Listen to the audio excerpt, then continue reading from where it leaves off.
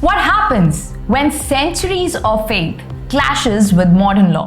Act बनने के बाद हमने पहले भी कहा था कि हम देरी नहीं करेंगे, जितना जल्दी हो।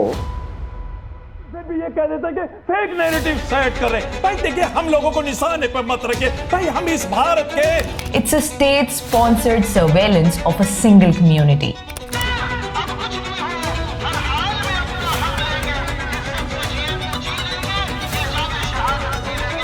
Can a secular state pick and police religious boards of one community and not others?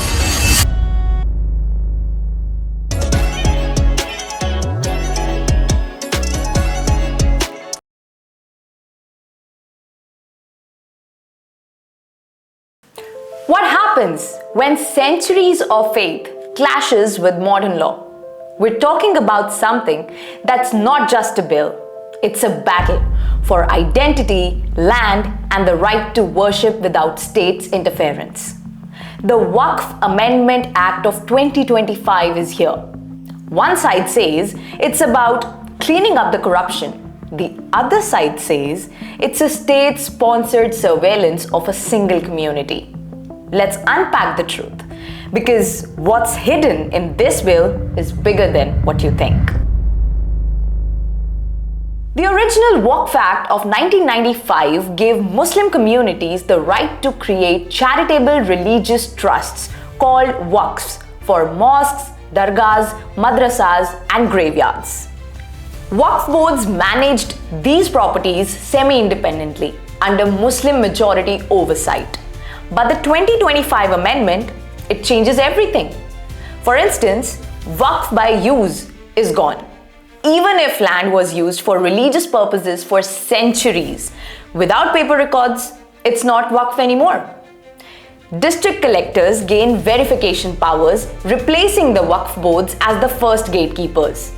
Mandatory inclusion of 2 non-Muslims and 2 Muslim women in waqf boards. Sounds inclusive, right? But imagine the same rule for a Hindu or a Sikh trust. Digitization of all waqf properties through a centralized national portal. High Court appeals are allowed, but only after going through tribunals and within 90 days. Here's where it gets controversial and maybe unconstitutional.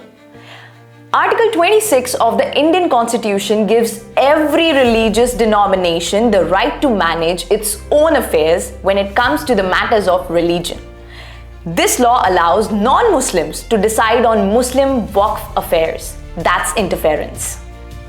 Article 25 guarantees freedom of religion. Denying waqf status based on lack of paperwork could violate the rights of religious communities who've been using these lands for worship for generations. Secularism under the preamble. Can a secular state pick and police religious boards of one community and not others? That's fishy. In Hyderabad, caretakers of centuries-old graveyards are receiving notices. In UP, imams are being told that their mosques don't legally exist. And then there's Fatima, a lawyer from Mumbai, who says women in waqf boards, good. But tokenism wrapped in control isn't empowerment, it's surveillance. This isn't just about Muslims. Today, it's waqf. Tomorrow, it could be church lands, Sikh gurdwaras, and then Hindu trusts. If the state starts sitting inside your temple, are you still free? This act doesn't just reform waqf. It rewrites the relationship between faith and state. And in doing so, it bends the spine of secularism.